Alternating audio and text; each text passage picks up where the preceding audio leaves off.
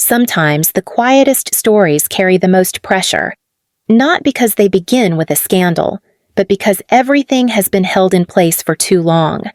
Juliet Monroe has spent years letting her family remember her as the one who never quite landed. What makes her story hit is not the success itself. It is the way people can keep loving you and still refuse to see you. This is the point where she takes over. The envelope looked expensive. Thick paper. Gold lettering. My last name stamped across the front like it owned the room. I left it on the table for an hour before I touched it, not because I was scared of it, because I knew what it meant.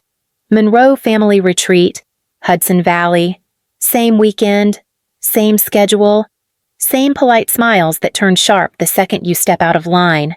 My phone buzzed again. Another calendar notification, another email marked embargoed.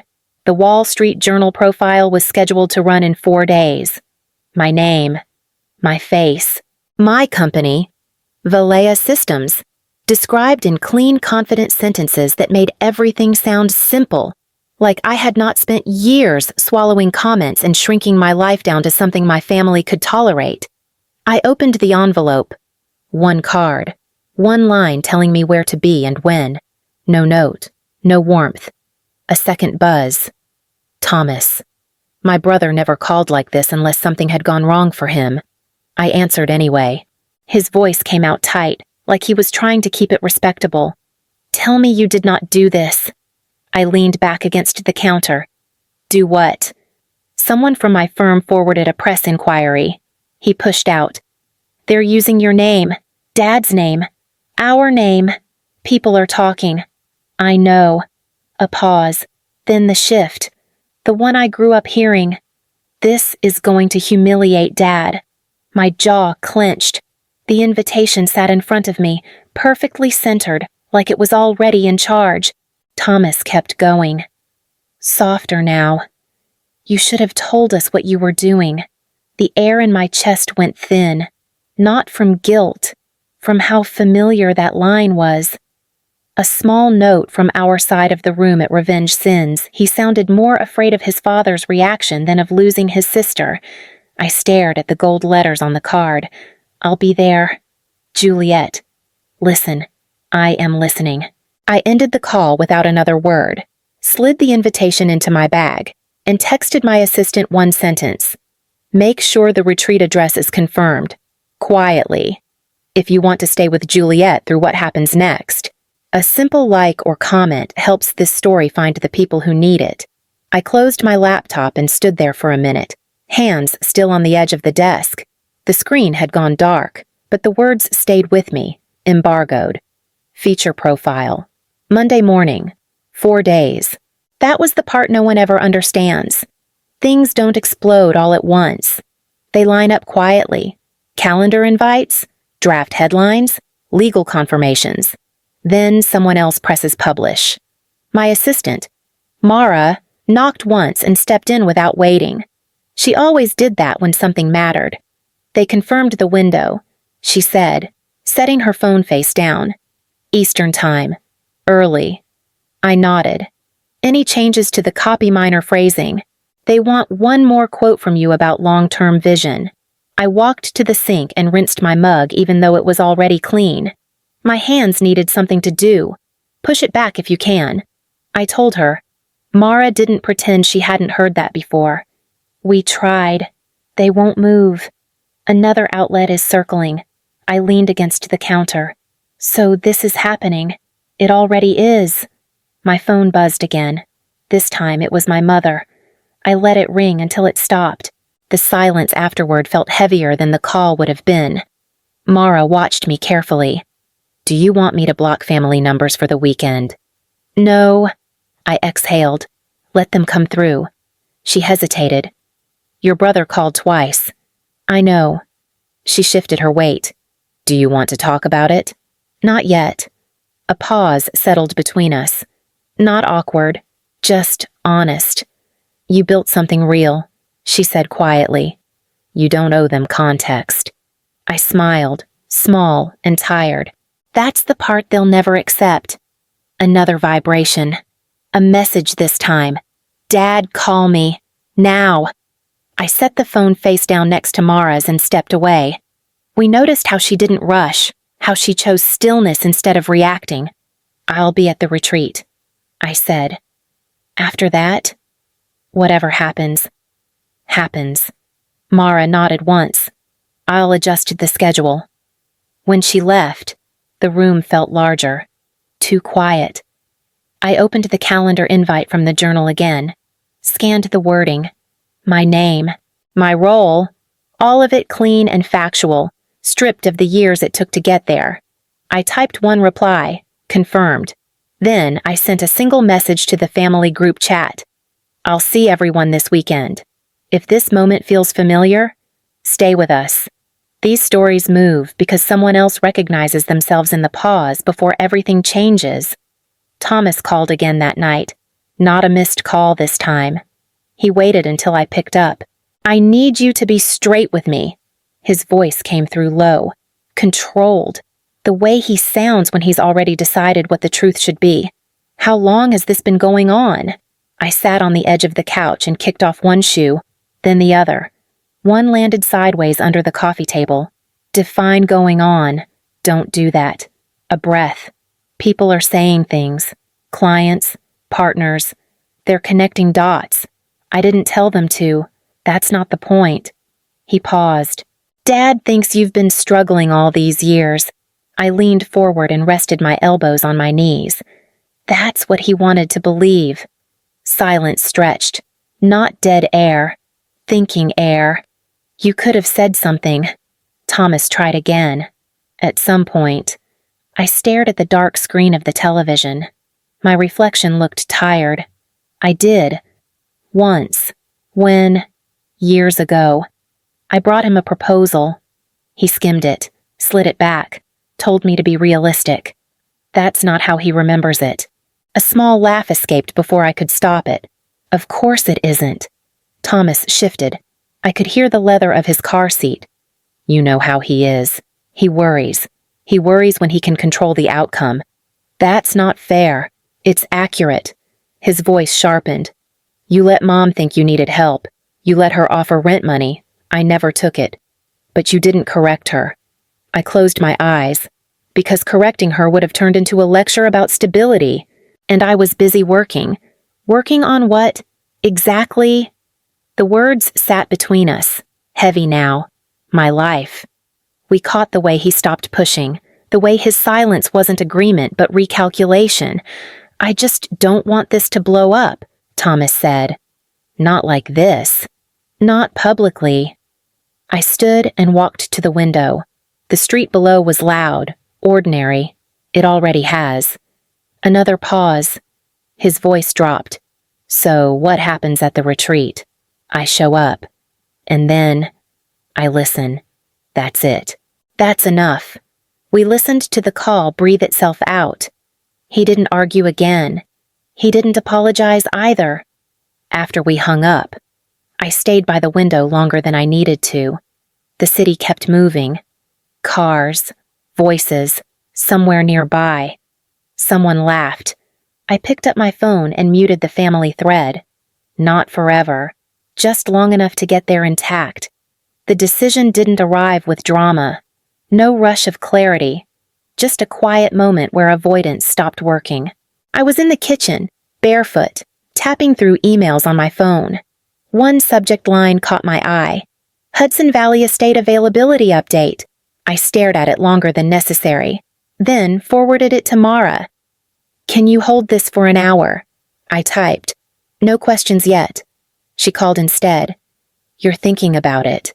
Her voice said, calm but alert. "I am." A pause.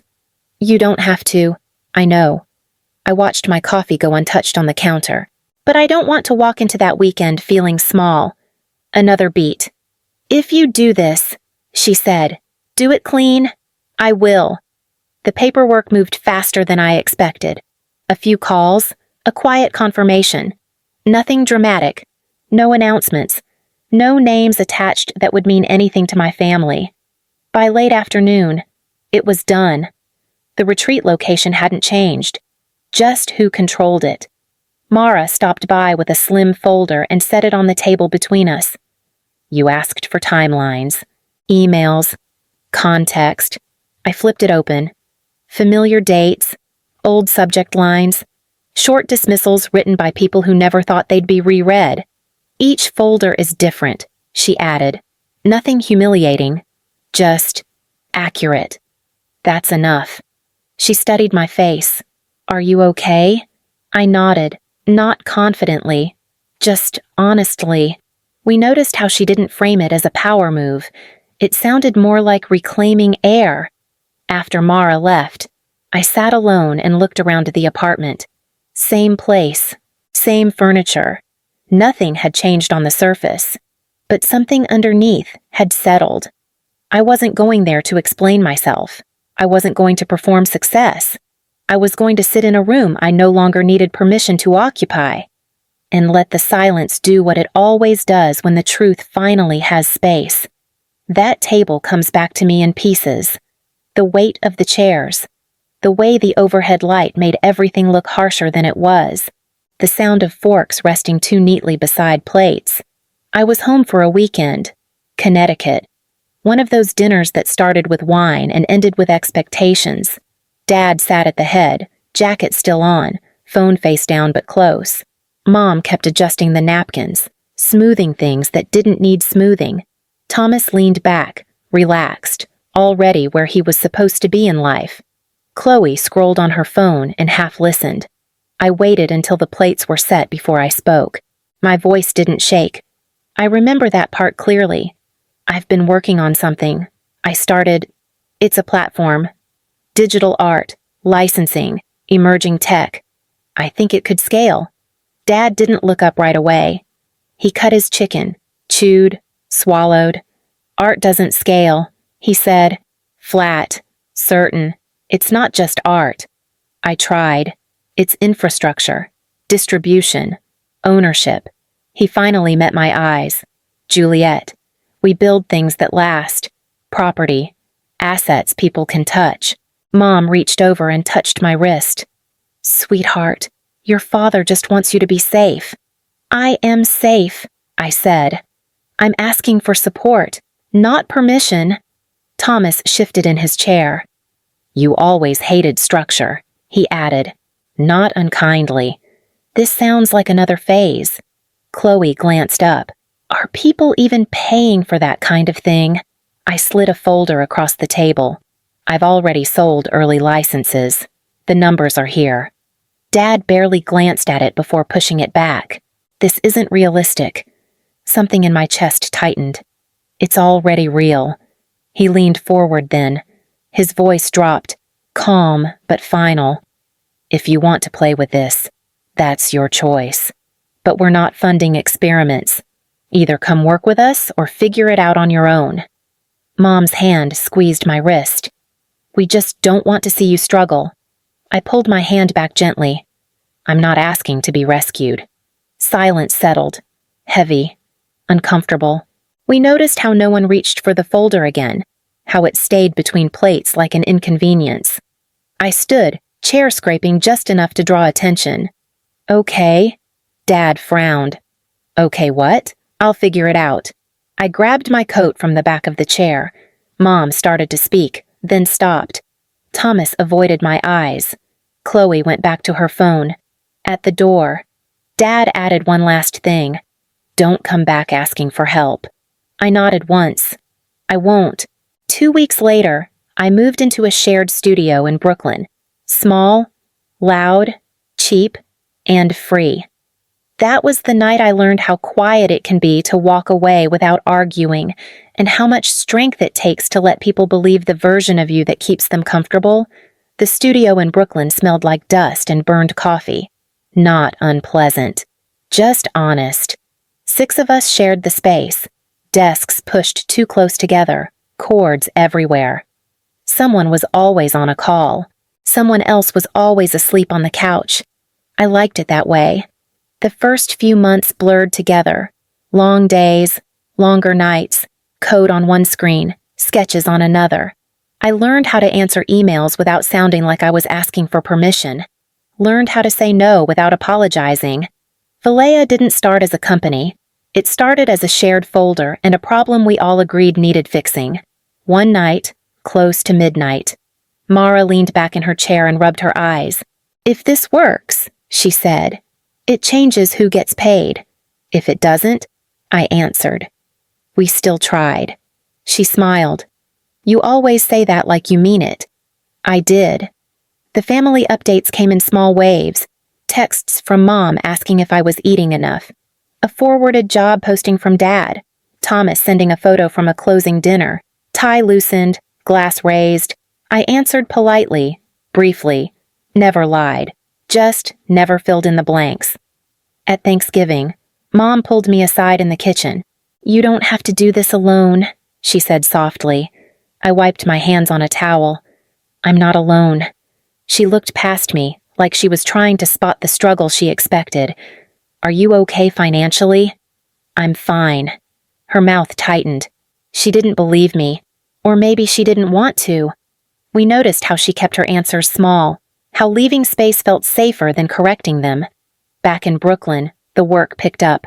Partners, meetings, early wins that stayed quiet. I kept driving the same old car, wore the same jackets. Not to pretend, just because it didn't matter. One evening, Thomas called again. Less sharp this time. "You still doing that art thing?" He asked. "Yes." A pause. "Okay." That was it. The version of me they tracked stopped changing years ago. And I let it stay that way. Not because I was hiding, because I was building something they never thought to look for. The drive up was quiet. Trees thickened as the city fell away, the road narrowing into something that felt more deliberate. The estate appeared without announcement, long and low against the hills. Exactly the kind of place my family liked to pretend was effortless. They arrived separately. Dad first, stepping out of the car, already scanning the grounds. Like ownership was a reflex. Mom followed, sunglasses on even though the light had softened. Thomas came next, phone pressed to his ear, still half at work. Chloe lingered, adjusting her bag, taking photos before she even looked around. No one noticed me watching from the side entrance. Inside, everything smelled faintly of citrus and clean wood. New staff, subtle, efficient, nothing flashy, just different enough to unsettle without explanation. "Nice place," Thomas muttered as he passed me. Distracted. "They've upgraded." I nodded. "They have." Each room held the same thing, a leather folder placed neatly on the desk. No labels, no names on the outside. Dinner wasn't for another hour. That gave them time. Mom found me first. She held the folder against her chest like it might fall open on its own. "I don't understand this," she said quietly. "Why would they leave this here?" "You should read it," I told her. Her eyes searched my face. "Is this about you?" "It's about what happened," I answered, all of it. She didn't open it right away. Dad didn't speak to me when he walked past. His jaw was tight, his steps shorter than usual. The folder under his arm looked heavier than paper. Chloe approached next, brows drawn together. "Is this some kind of presentation? Only if you want it to be." She hesitated, then slipped into her room. Thomas stayed outside longer. He flipped through the pages standing up, not bothering to sit. His face changed slowly. Not shock, something closer to recalibration. "This email," he said, holding one page up. "I don't remember this." "You were copied," I replied. He looked at the date again. I never followed up. "No." I agreed. We noticed how the house grew quieter as doors closed, how the silence wasn't empty but occupied. I walked the length of the hallway once. No footsteps, no voices, just the soft hum of the building doing what it was designed to do. By the time the dinner bell sounded, everyone had read enough to know the weekend wasn't going to follow the usual script. They filed into the dining room slower than before, and for the first time, no one rushed to take the seat at the head of the table. Dinner started the way it always did, plates placed carefully, glasses filled, everyone waiting for Dad to speak first. He didn't. Mom sat with her hands folded in her lap, shoulders drawn in. Chloe kept adjusting her napkin, eyes flicking toward the folder she'd brought with her like it might start talking. Thomas stared at the table, jaw tight, one finger tracing the edge of his plate. I took my seat last. Dad cleared his throat. We should address what's been put in front of us. No one disagreed. He looked at me then, really looked, like he was seeing alignment where there used to be static. You could have told us. I didn't rush. I took a sip of water. I did. Years ago. You decided it wasn't worth hearing. That's not fair. He said, but the force wasn't there. You let us think you were struggling. I let you think what you already believed. Thomas shifted. Juliet. Some of this. He tapped the folder. This cost the firm opportunities. I nodded. I know. Chloe's voice came small. You made it sound like we were patronizing you. You were. I answered. Not sharp. Just steady. Mom finally spoke. We thought we were helping. I understand that now. Dad exhaled and leaned back. There's another issue. His gaze didn't leave mine. The firm is in a tight position, a deal we're counting on. It fell through. I'm aware. That landed. Thomas looked up sharply. You are. Yes. Dad straightened. The partner declined without explanation. The board voted last week. I said. Unanimously. Silence spread across the table. Thicker than before. You own that company, Chloe said. More statement than accusation. I do. Mom's hand flew to her mouth. Juliet. Dad's voice lowered. You could reconsider. I could. I agreed. We noticed how his shoulders eased just a fraction at that word. But I won't under the current structure. I continued. Valea doesn't partner with firms that treat innovation like a threat or people like assets. Thomas swallowed. So that's it. No. I folded my hands on the table. There's a path forward. New leadership. Independent oversight. Real change. Dad stared at me. Something unreadable moving behind his eyes. You're asking me to step aside. I'm asking you to let the future exist without controlling it. The room stayed still. Even the staff seemed to disappear. Mom reached for Dad's arm, then stopped herself. We noticed how no one raised their voice, how restraint did more damage than anger ever could. Dad stood slowly. You've made your point. I didn't come to make one. I replied. I came because I was invited. He nodded once, then sat back down. The authority he usually carried felt lighter now, not gone, just altered. Dinner continued after that. Food was eaten, wine poured. Conversation shifted to safer ground, but nothing returned to normal. Later, as plates were cleared, Dad paused beside my chair. You built something real, he said quietly. I didn't see it. I know. That was all. No applause. No collapse. Just the sound of cutlery being gathered and a house learning a new shape. I didn't sleep much. The house settled around midnight, the kind of quiet that feels earned. I lay awake listening to it. Not tense, not relieved either. Just present. Before sunrise. I dressed and packed without turning on the overhead lights. The room looked the same as it had when I arrived. The folder was still on the desk. Closed now. I left it there. In the hallway, I nearly ran into my mother.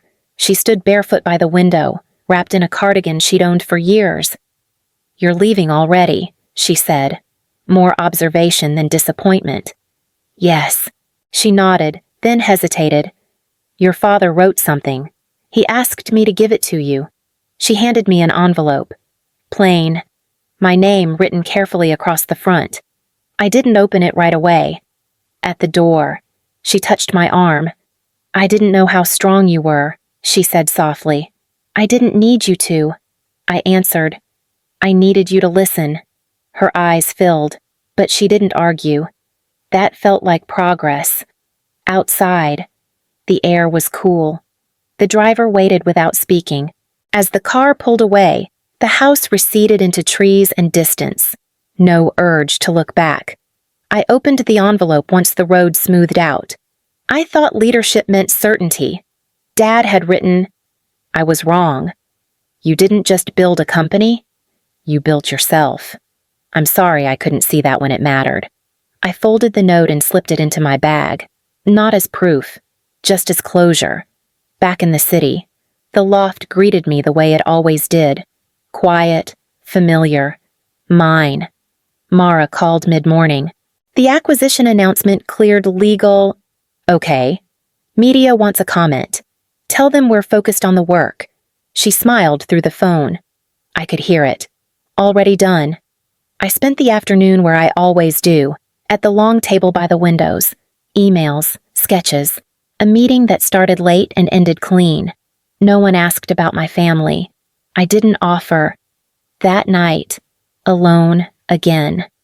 I thought about the version of myself that left that dinner table years ago, the one who learned how to walk away without explaining. She'd done her job. She got me here. Juliet Monroe doesn't need to shrink rooms anymore. She doesn't need to fill them either. She knows where she belongs because she built it, piece by piece, without asking to be believed.